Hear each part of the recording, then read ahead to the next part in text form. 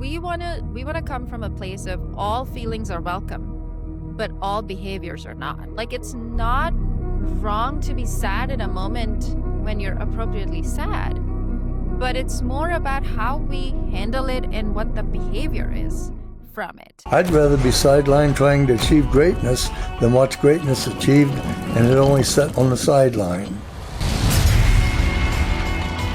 Now introducing your host, Jacob Emery. This episode of the Iron and Infrastructure Podcast is brought to you by Unlocking Greatness with Jacob Emery, a coaching community built for those ready to become the strongest version of themselves. Weekly calls, proven playbooks, and a community built to grow.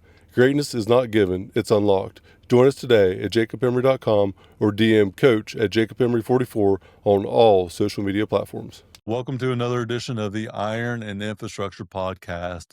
Today, we are going to head down a different path than normal. I'm very excited about this. It's not normally a day on this podcast where we get to talk about parenting and purpose and being present and leading, but not just leading other adults, leading children. This episode is going to be special. So if you don't have pen and paper down in your hands, you ought to get pen and paper and take some notes, because I promise there's going to be some great quality to take away from this. Dr. Juhi, thank you for your time today. I am so excited to have you on the show. We've spent about 10 minutes getting to know each other. You spit so much wisdom already. I had to just stop it and say, we got to get going. It's amazing to have you on the show today. Thank you for your time. Thank you, Jacob. I really appreciate the opportunity. We were talking a little bit about raising children and the generational age of a millennial. Use that for the example. And we kind of talked about how parenting styles over generations change. Today's generation is so vastly different than ever before. The rate of distraction is instant. Information is instant. When I was a kid, I think I came into like a dial-up internet era at maybe 10 years old. And I had a flip phone that, I mean, you could shoot that thing out of a can and it would still work whenever I first got it, black and white. And then as I went through high school, everything started to evolve with cell phone usage. And then the iPod came out and it changed quickly. I don't know anything different, but technology advancement at a very high rate. And what we're going through today, though, is very unique because the rate of technology acceleration is at an all-time high. I think we're living in the best possible era that could ever be. And I don't think a lot of us realize how special it is. The power of AI, the power of what's to come in the future is so incredibly amazing for everything that we do in the life that we can live. But it is very distracting, and it really sets up a false reality almost to what hard work looks like, to what building character looks like. So as you navigate parenting children of your own and parenting or leading other parents in this distraction world that we're in, how do you focus on one thing specifically, or what are the things that you focus on specifically that are the prime things to recognize as a parent with children? Yeah, so that's such an important topic that's so relevant in today's world, is because you're right. It's just tech acceleration, AI, and everybody's just feeling that they're behind in some way or the other. There's social media that is very distracting for adults and children. Um, and of course, there's guidelines, there's guidelines to when social media should be provided or a phone should be provided to children. Schools are doing their best as well. Um, and I think as a parent, you know, it's not wrong to say that it's so distracting that sometimes we're struggling with our own attention span, let alone our kids' attention spans. And I think one thing I really focus in my parenting, and I tell this to every parent that is in my world, is don't forget being present when your child is present around you. Now, I don't mean that in a way that you always have to have a conversation or you always have to engage or play a game or anything like that, but it's more about, I kind of divide it into like three main touch zones for being present, which are really, really important in our daily lives. The first one's when your children first wake up or have the first interaction with you in the morning. I make it a point that there's no devices around Mhm. that environment, that there's good eye contact, and there is, even if it's just a good morning, that's enough. It's still a connection. The second point is when they come home from school. And if, as a parent, you're home, I make it a point that again, clear out all the distractions and have that eye contact and come in from a place of just curiosity. Not, I try not to ask this question, how was your day? I try to first come in with a snack or just like a fun fact or some sort of interaction, or even if it's silence, I'd rather it be silent than, anything else, Mhm. because they're just emotionally charged and overwhelmed from their day. And then the third is bedtime when they're, saying goodnight. Again, no distractions, no phones, no screens. And I find that that has been transformative in my parenting. And I hear the feedback from other parents that they are feeling the same. Because you don't need to spend, a lot of money or a lot of time with the kids. It's more about the quality of moments spent Mhm. with them. I absolutely love that. I am not someone that believes in balance. I think the definition of balance goes against everything that I'm actually doing in life. But being present for me is a gift, and I think that's why they call gifts Hmm. presents. I always try to keep Hmm. that at the forefront. I in my day start my day with gratitude. Every single night, every single day, no matter what happens, I find the good in that day. And I love how you talked about that because before I put my kids to bed every night, I read them a book and I read it like I am on a TED Talk as the best-selling Yeah. author to promote my book. I am very animated, I'm very intentional about it, and I've come to realize that time balancing is not a realistic thing, probably Hmm. throughout the duration of most of our lives, but being intentional with what we give our attention to. So right now, you have 100% of my attention. There is zero else in the world going on right now. And we dedicated time together. We're spending time together. When I'm with my kids, I try to make it like that. Intentional attention because I'm all in on what I'm doing. And it's kind of the ability to focus on what's important in the moment. And so if I'm executing in a business meeting, if I'm executing on a strategy or spending time with my kids, or if I'm taking a damn nap, I'm going to execute on that thing with my full intent because nothing to me is worse than being 1 foot in, 1 foot out and not actually being present with what you're doing. Being present is really hard sometimes, though, and we were not guided in a way that showed us how to navigate through social media either. So we came through the social media era as it was being Hmm. released, so we probably have a worse issue with it than what our kids do or with what an iPad is. I didn't have an iPad growing up. My daughter's asked me before about me having an iPad when I was younger, and I start laughing. But thinking about the generational thing, it's kind of like us as students and teachers. We become teachers as we have kids, the Yeah. students. And really, though, we're parenting ourselves to evolve with it, the same as we're parenting our kids. And it makes it really, really difficult to navigate because it's never really been navigated before. Hmm.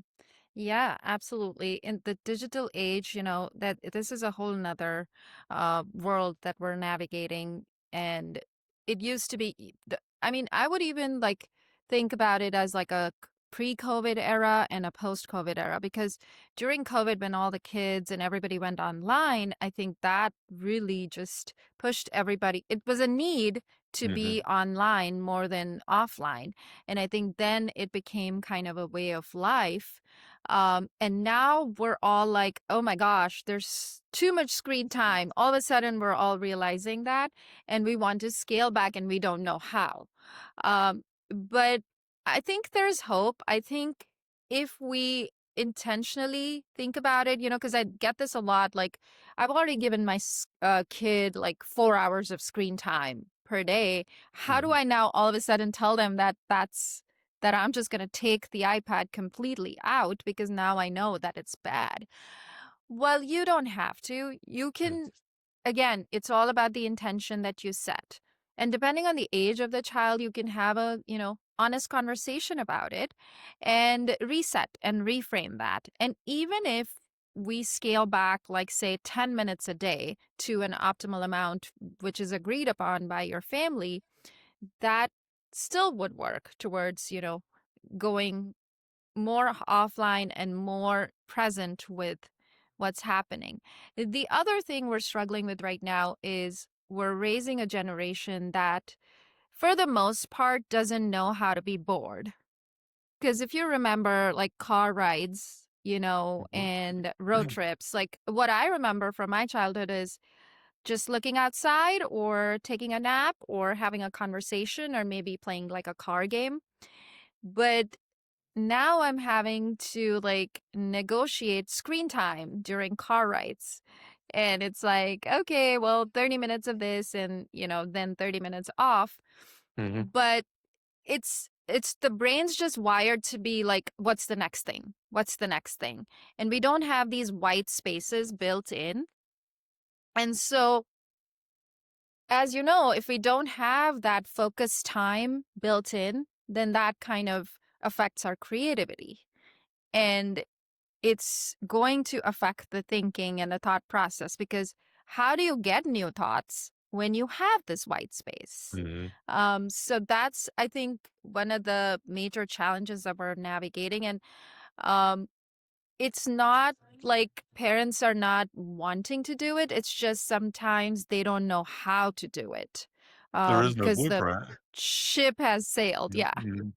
Yeah. And that's what's so unique about it too is the best ideation comes from the shower thoughts or Hmm. the unconscious, like things you don't have to think about, you just do naturally, where you're taking a walk, you're taking a shower, you're doing whatever. The idea for this podcast came from me in the shower in 2.5 minutes toward the end of my shower one morning. And I go out and sit at the breakfast nook with my daughter and I sketch out the logo for it. And 6 weeks later, I release the show. It all came together in that one moment. That's It's amazing. it Yeah. was unconscious thought I had for years collected. And then in that one moment, it all came together consciously. And clarity breaks for me are huge. They're something that I'm very, very big on. Probably once a quarter, I basically have a 6 or 8 hour isolation off the grid where I just have an agenda of things I need to get clarity on, and I just separate myself from distraction.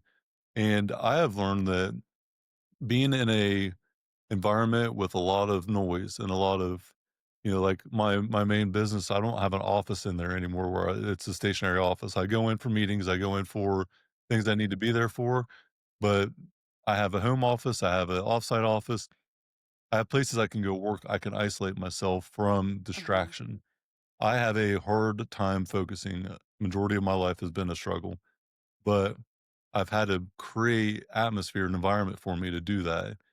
And I think being bored, back to what you were saying about the boredom, it's almost like the inability to be present without a dopamine rush. And it's Hmm. excruciatingly hard for a lot of people. I need it to thrive. A lot of like kids need dopamine or something with there has to be some type of hook there where they're hooked Hmm. into this thing because of this potential result or whatever it may be. And it's hard to navigate through that and be able to appreciate the moment.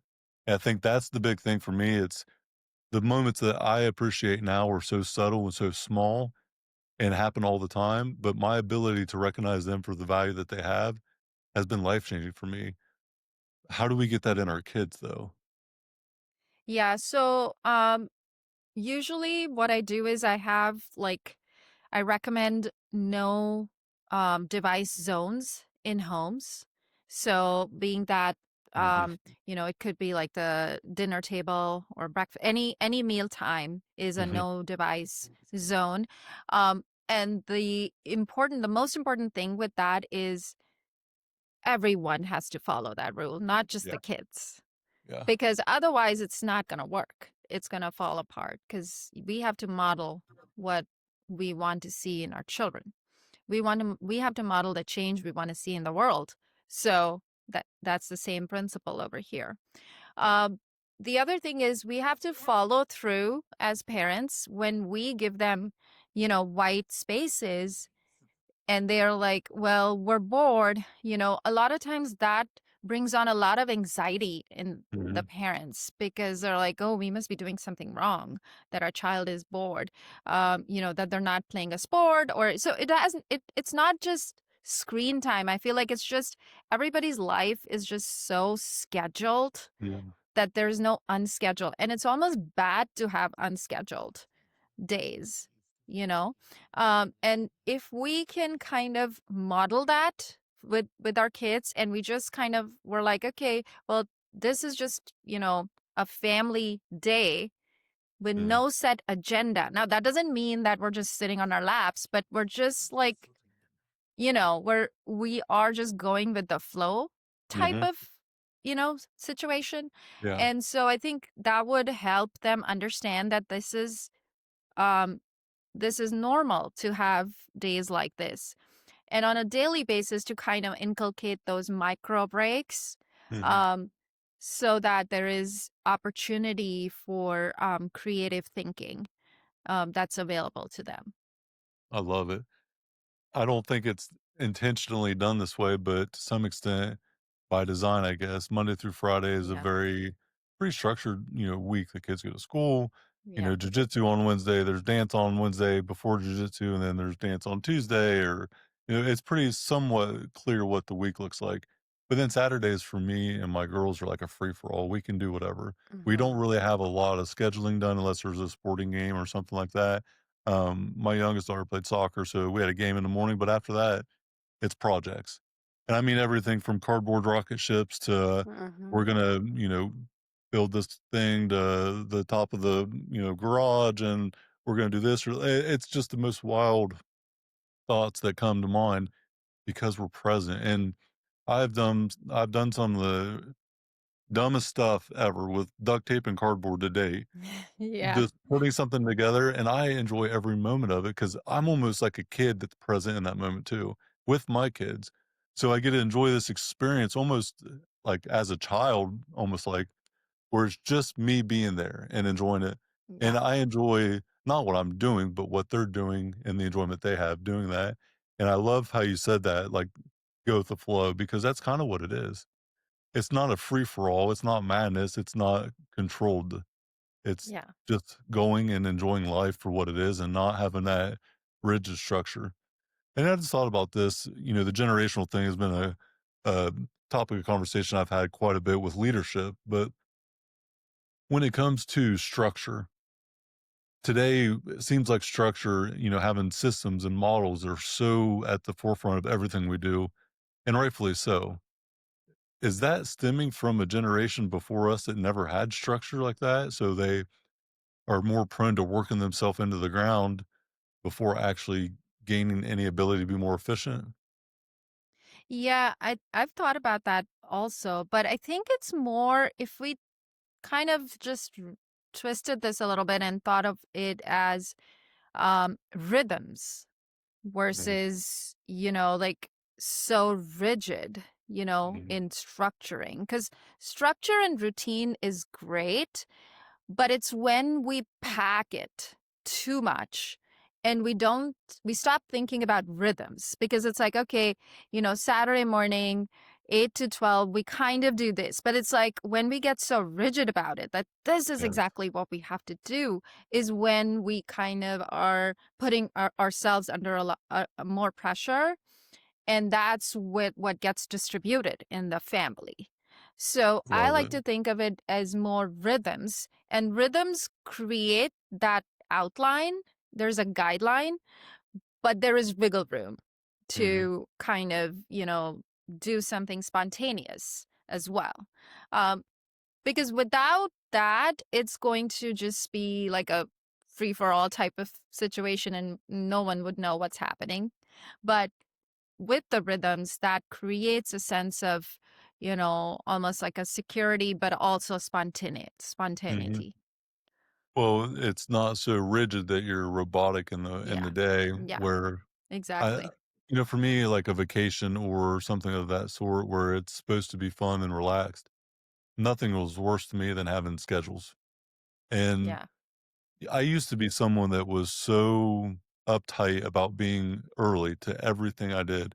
And I mean, I'm talking like a haircut or a family event, something that Hmm. didn't have a deadline, or it's not some meeting that I have to have this thing in there, I go to jail. It's not like some massive thing. Yeah. It's it's some fun family function or some like get together that, come anywhere between 3 and 5 and I'm there at 2:50.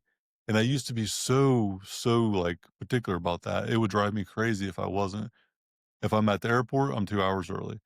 And as I got a little bit older, I think that I understand it's the magnitude of my problems, or I like to call them puzzles. If you have any profitability in business, I think you have puzzles and not really problems. There are opportunities to, get better, and that's how I look at it. But whenever I started the last few years kind of transitioning to operating more independently where I didn't have to be a certain place at a certain time. I've been in business, business center for 6 years. I had to rebuild how I was structured in general. And I started realizing that being early was such a good thing for me for a long time. And I still think the respect of being on time is absolutely crucial. But I don't need to be so early that it becomes stressing and detrimental to Yeah. my well being, where the stress of being late is actually even worse now because I'm compounding the stress of the additional time needed to get there early. So now when I get to the airport, I have like a rhythm, as you would call it. I know exactly what needs to happen for me to get there on time. Yeah. I rarely sit down and wait long to get on a plane, maybe 10 or 15 minutes, but I'm right there at the time I need to be. And I've traveled enough to have the experience to do so, but I don't let that stuff bother me anymore.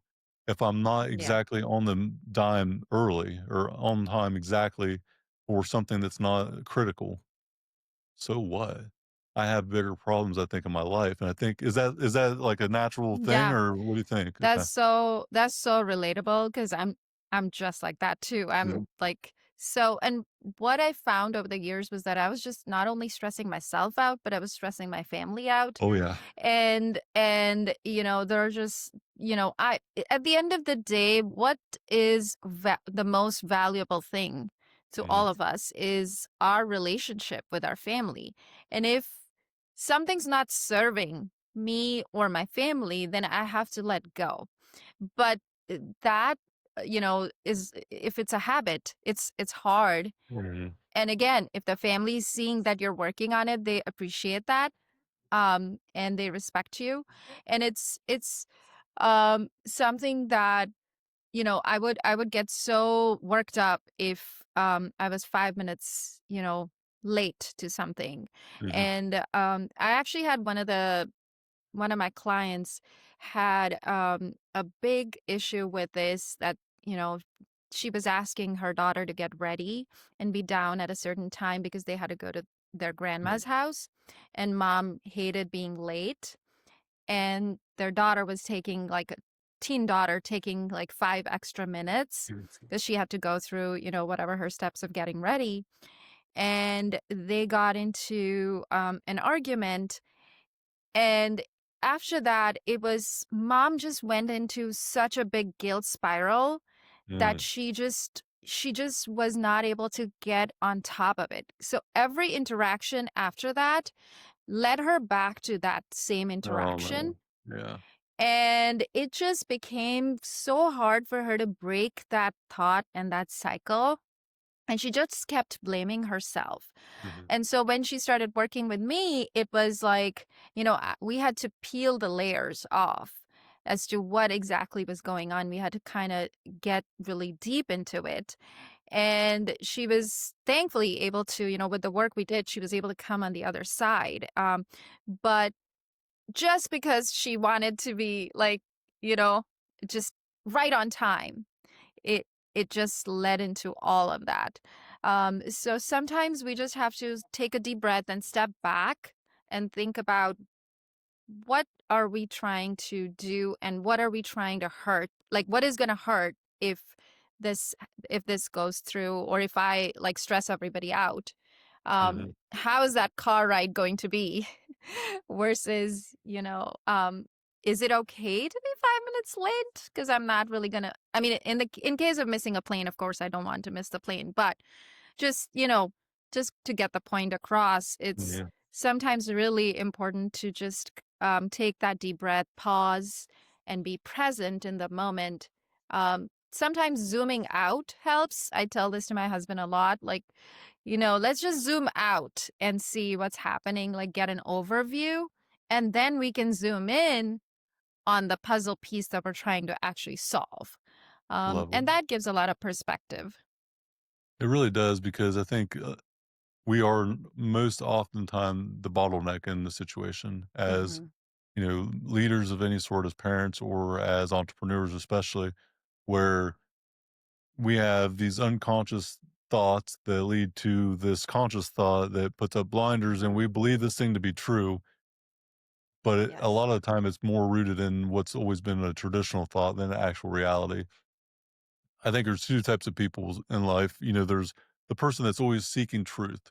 We all grow up with environment. We all grow up with the Hmm. traditional thought that was handed to us.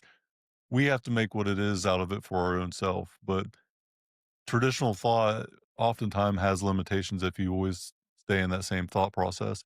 So there's traditional thought as children, and as we get older, we take what we learned and either learn from it or utilize it or advance it or become a product of it and don't ever believe anything else to be true. I'm always searching for truth. I don't mind being proven wrong. I actually kind of enjoy it because I like having what I always thought to be real shown a different light because I learn so much in the moments where I'm wrong compared to when I am right. When you're going down a path and you're just right about something, it's normally just a product of the time spent Yeah. investing in understanding it. But when you're wrong, it opens up a new avenue of growth. And to me, there's no more bigger excitement for me than, oh my God, I thought this was true all along. It's not. This is so cool. Now my paradigm's shattered. I get to go learn something brand new. Absolutely love that setting. But when we're parents, we think that we know what is to be true. And sometimes the kids ask these questions. And you mentioned the questions earlier out of curiosity. It's not criticism sometimes when you're curious. And I Hmm. think the difference is vastly overstated where a lot of people think because you're asking a clearly direct question that you're being hypercritical of anything when really you're just trying to figure out what the solution is and you're just curious. Communication. So the word communication is something that Yeah. is often studied. I study it all the time. I try to figure out how to be a better communicator and how to be very clear with my message, but then also understanding the emotional side, not just being logical all the time. What is communication like for you? Let's start with the parent side of it. So, with communication and being direct and being logical versus being emotional, what is that communication component like for you in teaching other parents? Yeah, that's such a great question because I love communication too. And there is communication starts as a parent when you listen. Because a lot of times as a parent, when the kid comes to share something with me, I am listening, but I'm not really listening because I'm just trying to fix it. I'm just like, oh, my child is just sad or my child's frustrated. Let me Mhm. just give an explanation. And then it often turns into a lecture. And that's when that disconnect happens Mhm. between, especially with the teenagers, because they're just coming to you. And the first question I recommend is, do you want advice or do you want me to just listen? And that itself just kind of cools down the environment. And they understand that it's not about, fixing, because they may just have to vent. They may just come to you just because they want you to just Yes. be like a sponge board, like Yep. just I a love it. wall. Mhm. Um, and that's something I had to learn personally. And I have seen it work, miracles for relationships, because that one little shift can really like um, get your teen closer to you, get your kid closer to Mhm. you.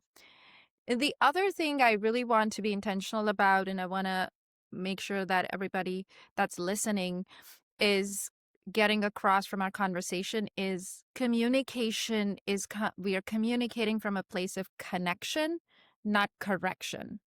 Oh, that's so good. Woo! S- Write that Yep. down, So ladies and gentlemen. My God, that's a good one. This episode of the Iron and Infrastructure Podcast is brought to you by R&R Pipeline Inc., an infrastructure company. Join our team today at rrpipelineinc.com. connection over correction is like my mantra. Whenever I have a question about what I'm going to do or how I'm going to communicate something, because don't get me wrong, there is boundaries that we have to hold, because like we had earlier discussed, we're not friends with our children. We're still their Mhm. guide, we're their lighthouses. But we help them shine the light where it belongs by connecting first. If we come from a place of correction every time we communicate, Mm, we lose that connection, because that's we're so just good. trying to fix and we're just trying to put a band aid. That is so good. I just wrote that down because I am someone that I am so, for whatever reason, obsessed with rhythm. Like you talked about rhythm Mm, earlier. Everything needs alignment in my life, symmetry. The core values that are in our R&R Pipeline is my main business. Our core values mhm, all start with P. So the 5 Ps, I have a 5 P proven process, and I'm just so particular about how things are aligned because I want to remember them and relate to them easily. mm. So iron and infrastructure, that's by design, I, and Yeah. everything that I have, like my core values for my iron infrastructure business is spell power. They're my power values. And then I have my iron focus, which is like my core focus. Everything is aligned in a way that I can share it to others and they remember it also, Mhm, so I can easily remember it too. But so that connection, not correction, that is so good. I absolutely love that because that takes the logic and the emotion mhm, and clearly takes the two and then says, you know, when you're asking about do you want solutions or do you want advice or is it just do you want to vent? You're allowing them to set the stage for what they receive mhm, because they're coming to you for a reason. Normally, they're going to be open and vulnerable to you for a reason. But if you don't know the reason, then you're assuming. Assumptions have made an ass out of me my entire life, and I'm more often wrong than I am right on what I'm assuming. So, clarity for me is so important. Being clear to the point, it's black and white, very specific. mhm. The gray area is something that I struggle with because if it's unspoken, I don't know about it. If it's not clear, how do I react or how do I navigate through that? Yeah. And listening without reservation, being open to hearing, I think is the biggest communication like fail in most of society. We are all here to respond and not here to understand. And so it's something I practice like often because I've really sucked at it badly. Majority of my life, I have not been a good listener. So I always try to be interested in the person and not interesting to the person. And Yeah. changing that dynamic where instead of talking too much, I really try to pause and listen and not to respond, but to understand. There's a big discrepancy, I think, on the open and honesty part. How hard is it to give direct, honest feedback personally and professionally, but then also to receive what's being said to us, especially when it's something we don't like to hear? The openness side of it. How hard is that now for a lot of people to be open to hearing what's being said and understand without reservation? Yeah, I mean, I think because we're in such a cancel culture and, such a instant gratification world, that I think open and honest feedback is kind of becoming harder and harder for people to receive and give also. because we're just like, oh, is it gonna hurt their feelings? But if you are a true well-wisher, which you are as a parent for your child, um, you would always have that space and grace. But I do ask that a lot of times, it's just like if a toddler's having a meltdown, you just kind of sit down and start explaining to them and start on this prolonged response, what's that gonna do? Really nothing. But if you give the space and the grace and just kind of maybe follow it up later with a story or with a regulated moment, and where there's silence is an opportunity for the toddler to maybe open up. Older kids would do the same, you know tweens, teens, they would do the same, and they are open to our feedback, but they do need to first establish that trust. Mhm. You don't take feedback from people who you don't trust, and that trust is lost when you don't have the connection. And so that's why, if we come in from a place of connection, and also when I have struggled with that, I always ask myself, is this coming out of love? Like, what would love do? And if the answer is give the feedback, then I go ahead and give the feedback. But if the answer is no, hold off, then I hold off, because I just kind of pass it through some of these filters before I just continue on with the conversation, Okay. and catch So myself. good. That's amazing. Incredible insight. Absolutely genius. I absolutely love that. Intent doesn't mean that it's good to do it or good to say it. And transparency doesn't always mean fully explaining how you are feeling about it.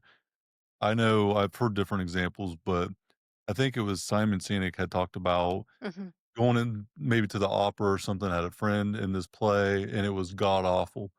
She did really Yeah. good, but the entirety of it was not good. She comes off stage and asked how it was, and he said, "You did great." Told her the truth. The next Yeah. morning, she called and said, "So what do you really think about the whole thing?" And I think he said, "What do you think about it?" And so Yeah. she paused and then said, "Well, I don't think it was that great." And he's like, "Yeah, it was horrible." So the emotion state of her coming off Yeah. stage was down, the adrenaline was down. Trying to correct someone in the moment of adrenaline dump, central nervous system's fully engaged, you're in this emotional state for whatever reason, good or bad. The last thing that they need is lectured. Hmm. And so it's kind of like buying some time to give that reality check there, because if the emotions heighten, they're not going to be open to it. They're not going to hear the honesty, and then it's not going to give them the opportunity to understand what you're trying to tell them. And that can go for parenting or for children. I think as a parent, Right. we hear some things and we normally have these deep rooted triggers that we're unaware of. And so I think understanding who we are and what triggers us is just as important as understanding the other person's and what triggers them.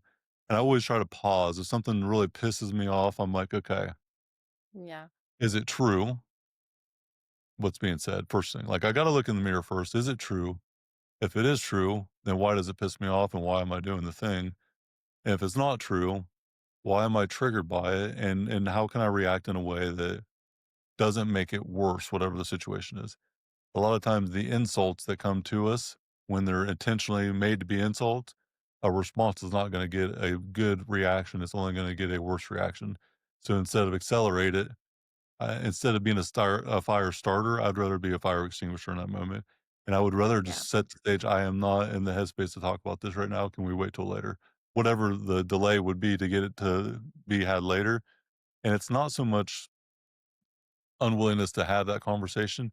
It's the inability to have presence of mind on both sides in that moment. I don't know if that's a good tactic or not, but it's something that I would rather not say what's on my mind in the moment when it may not be realistically true from what I'm trying to get across, and delay it when my emotional state is not heightened. Yeah, absolutely. And I mean, I think the other thing important to remember in this is like, is it circumstantial?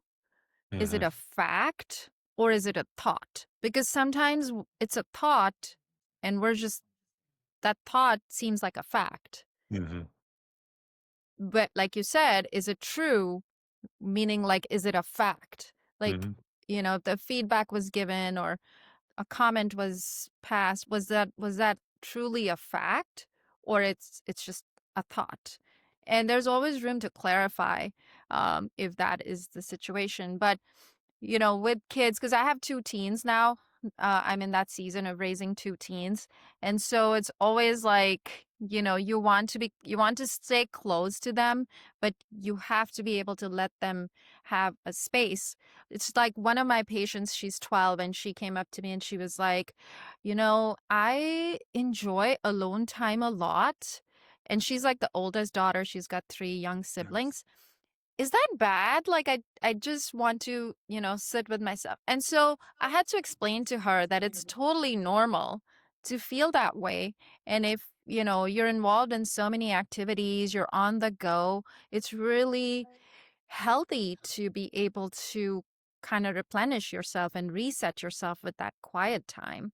And I think that's such an important point that we can teach our kids, as we're raising them in this noisy world, and also teach ourselves and practice that, daily, Mhm. to come from a place of a full cup and not parenting from like a place of running on empty. I have a handful of questions. So I know we're Hmm. we're in pretty deep already, and Yeah. there's so many different directions that you're just absolutely incredible insight. I cannot say it enough. I'm learning so Thank much, you. by the way, too. And that the connection, not correction thing, I'm gonna Yeah. run with that like wildfire Yeah. because I absolutely love that. But I've had so many Thank you. different trains of thoughts as you're speaking about these things, and I'm understanding you as a person. And so I have a handful of questions. I'm just going to kind of Hmm. go quick with them if you Sure. don't mind. But Sure. one really interesting question is, how do you lead differently as a doctor and as a coach? What's the difference between doctor leading and coach leading? Yeah. So a doctor frame is where you diagnose and you treat. And so when you diagnose and it's more like I know what the problem is and I'm going to give you a solution, versus a coach is a person who gives you the space and the tools to figure it out so that you can get your own answers from within. And so as a coach, you're coming from a place of a listener, a guide, someone who is coming from a place of giving you the right tools, but now it's in your hands. What answer seems correct? In which direction would you like to go? And that's the path we go on. Wow, that's amazing. That was really, really good. I was not expecting that clear of an answer. That's incredible.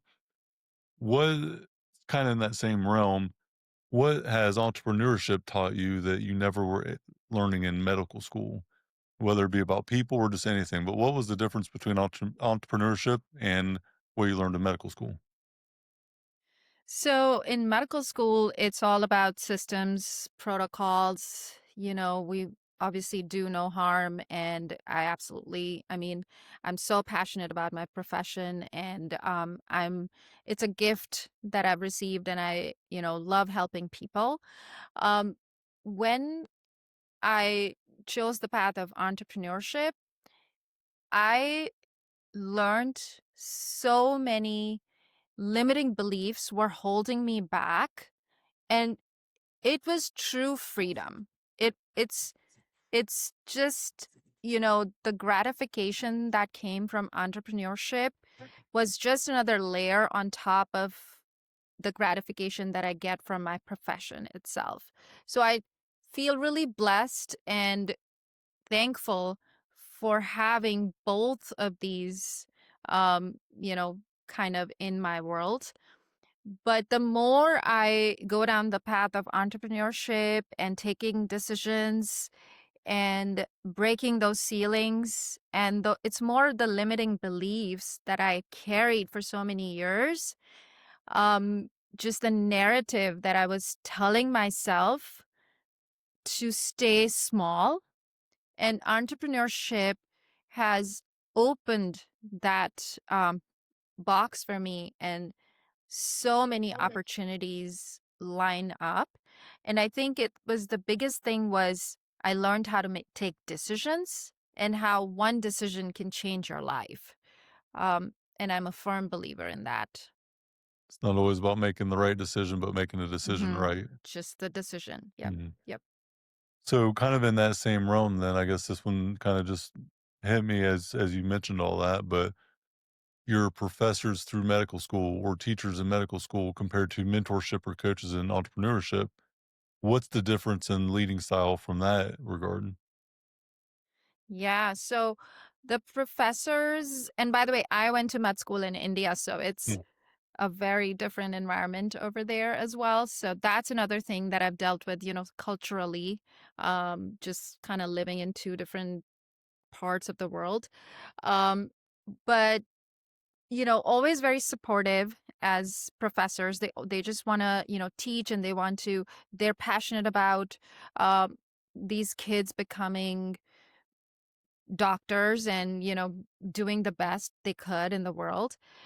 But as a coach and a mentor, it is more about a deeper insight into the individual Mm. itself and the mindset piece of it, um, which I think both are really important and both are, necessary for you to succeed.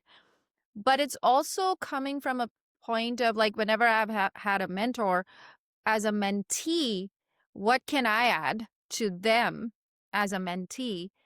And that helps the just the cycle of, giving back. And it's the mindset of like not coming from a place of scarcity, but a place of abundance.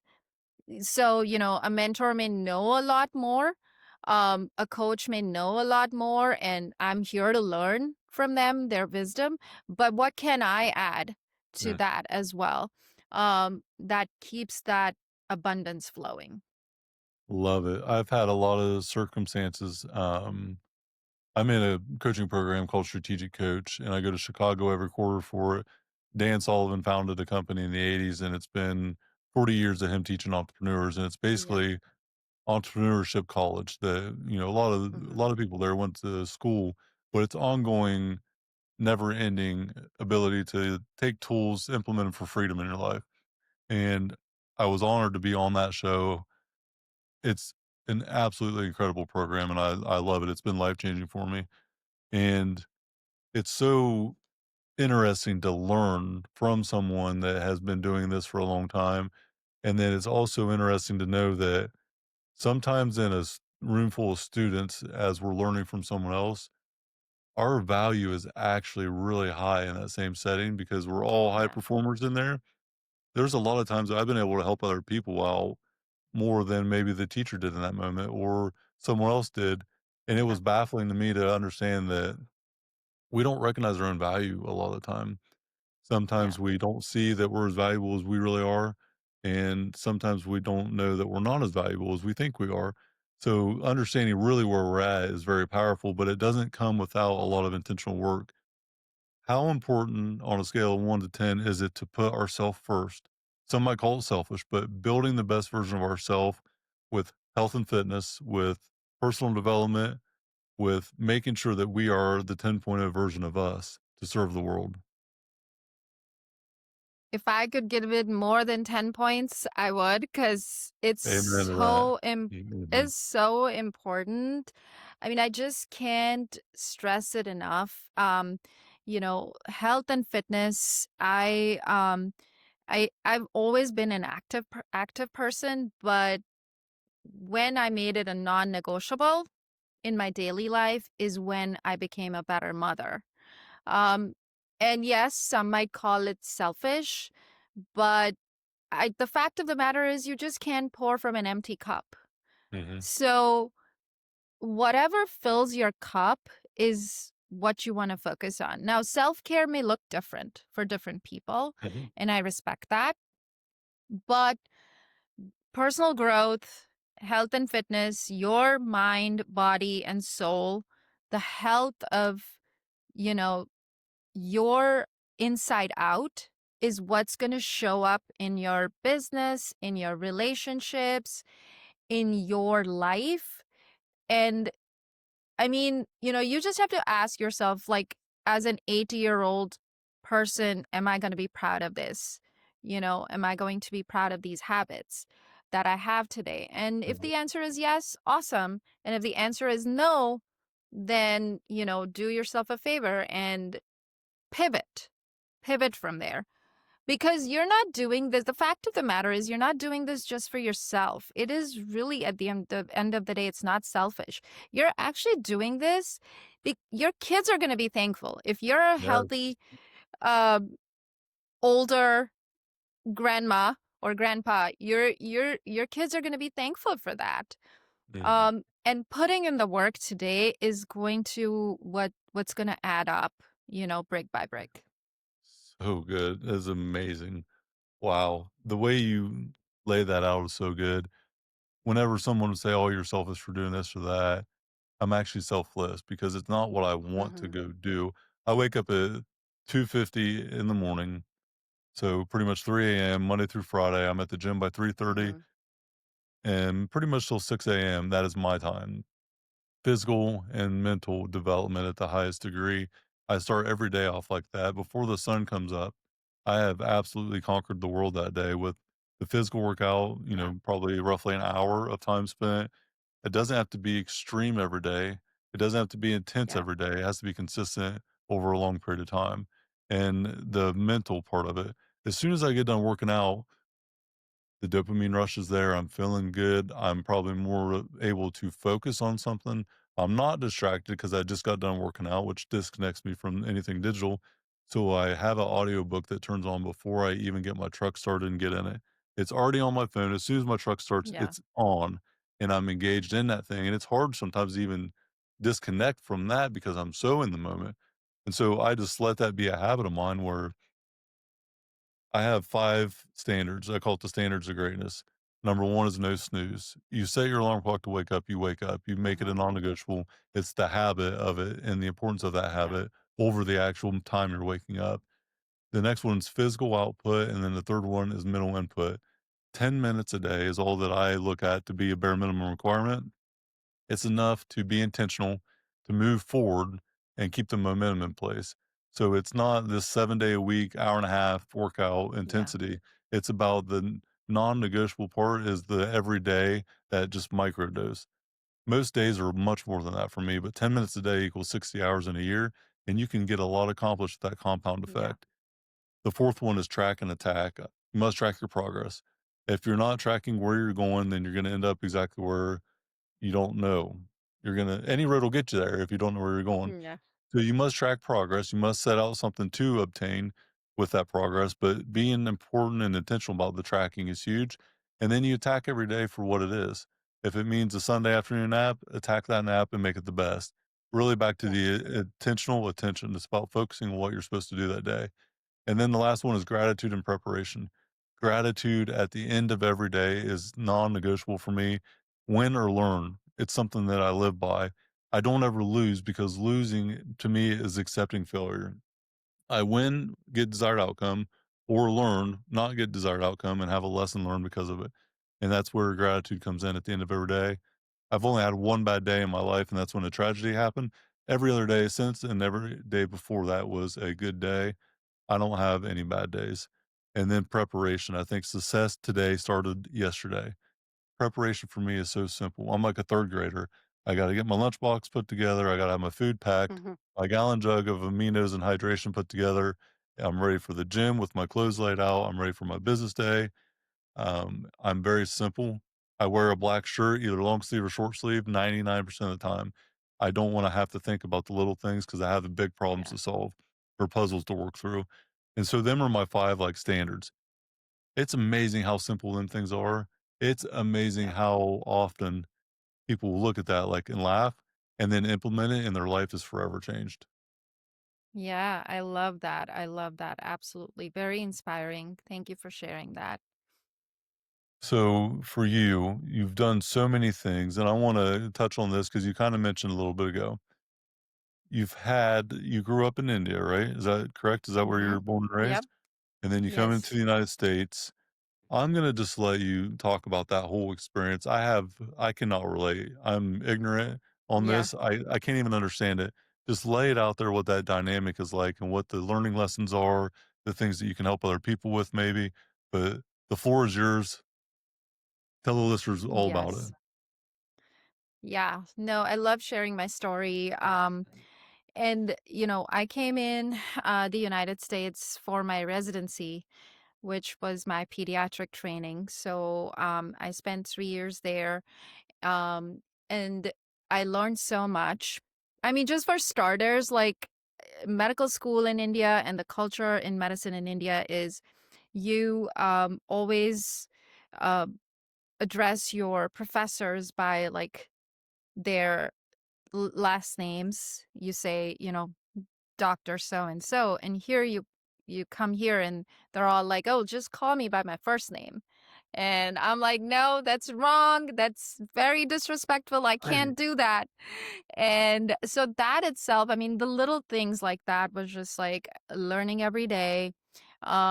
But I love the training that I received and I'm grateful for it, and it shaped me as a person. I was able to navigate so many things. When you come first to the country, it's like you don't even know what Walmart is and what Target is, you know. And I joke about this because I'm like, for my kids, like at least you won't have to figure that out. Like, at least you know the basics. So it's literally starting from scratch, not knowing, what you're going to be navigating the next day. Made it a worthy challenge though, because you just become an individual who's resilient, who's independent, and it grows you much faster, in those years. And then from there, it was all about training and working in the community, giving back, um, and helping patients. There is challenges in the sense of, like connection. When I say connection with the patients, a lot of it is cultural too. And when you're a first generation immigrant, that you want to connect, but it's just that you don't know how to because you just haven't grown up in the same environment. So, like, the language slang could be different, the sports are different. I mean, I wasn't able to connect with, like, say, my patients who are football fans, and because we don't have NFL back home in India. So over the years I've learned that, and I think, at least I know all the teams and all the a lot of the players, and my son's teaching me, so it's fun. It's so I think it develops you as an eager learner, and it develops you as a lifelong learner, because you just always have something new happening every day. um, but you do appreciate the system, you do appreciate the opportunity, and it's my home now, so um, truly grateful and blessed. What was the deciding factor to stay? I guess I don't know what life was like for you in India, but what was like the thing where you're just like, yeah, we're never going back, or we're staying here, or this is home now? Was it just the culture difference, or what was that? I'm really intrigued. Yeah, no, I had a amazing childhood, loving family, very protected home. I actually did not even leave my hometown until I came here. So it was like a big jump for me. Um, but it was just, once I trained here, the training here was, different from the training that I would get back home. And so eventually it just, once you stay for a few years, then you just kind of stay back. So Yeah. that's kind of what happened. But um, I consider myself lucky to have had the knowledge and exposure for growing up in a country like India, because I appreciate the resources that are available over here, and the way health system works even more. And I try to, just like you said, it's kind of unrelatable, like you don't know like what it's like to be an immigrant. And I mean, obviously that's understandable, but to give the perspective to come from a developing nation to a developed nation and help people understand the resources that we have here, to be appreciative and respectful of those sometimes is can be like a little irking, because it's like you don't understand what you have over here versus like people in developing nations are trying to get those resources. Yeah. And so that sometimes makes me feel like, um can we just be grateful for what we have here, and not make it so political or so like just unappreciated. I love that because I'm sure something like running water that you can drink and it's safe Hmm. is Yeah. probably something where you're from growing up Yeah. that wasn't readily available all the time. It was something that was sought after, not looked past.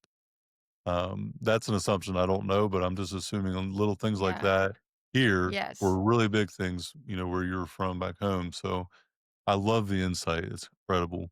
Um, I want to give you the floor to kind of close out. This has been an amazing experience. You're welcome back anytime. We didn't even get into the whole entire Thank you. entrepreneur journey and everything else. I've been so intrigued with what we discussed today. So you're welcome back anytime you'd like. Um, let the listeners know where they can find you, what all you do coach on. I mean, you have so many different avenues. I'm so intrigued with another conversation at some point. But let everyone know where they can find you and what all you have going on. Awesome. Yeah. So the listeners can find me at my Instagram handle at Dr. Juhi. And if they DM me the word reset, I can send them a free guide to just do a parenting reset playbook.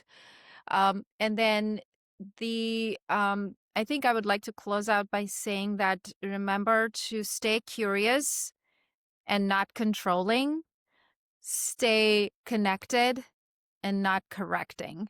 And if you just kind of remember those, I think that will transform your relationship. We're here to hold boundaries. We're here to be our kids' lighthouses.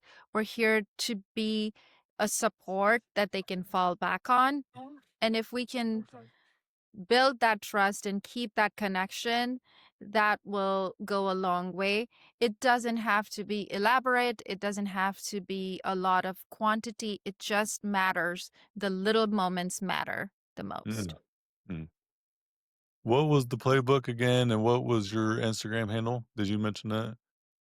Where they can Yes, find you at? it's at Dr. Juhi, DoctorJuhi is the And Instagram handle. DM, yeah, it was And then DM reset? DM the word reset to get Mhm. the parenting reset playbook. Awesome. I asked that last part again for clarity because I wanted to make sure that I could Yeah. DM you reset Yeah. because I'm gonna do that and I'm gonna check it out myself Yes. because I'm very interested. I cannot thank you enough. This was absolutely incredible. Your insight is profound, and I'm thankful for your time today. So, um, thank you. Like I said earlier, you're welcome back anytime. Thank you. It was an honor. Awesome. Another edition of the Iron and Infrastructure podcast with profound wisdom today. Until next time, see you there. Stop telling yourself one day. It isn't about one day, it's about day one. Today should be your day one. What you need isn't another day. What you need is clarity with the community to give you confidence to unlock your greatness. That's what the group coaching program is all about. Confidence, clarity, via commitment. Hit the show link in the notes. Let's start unlocking your greatness now, today.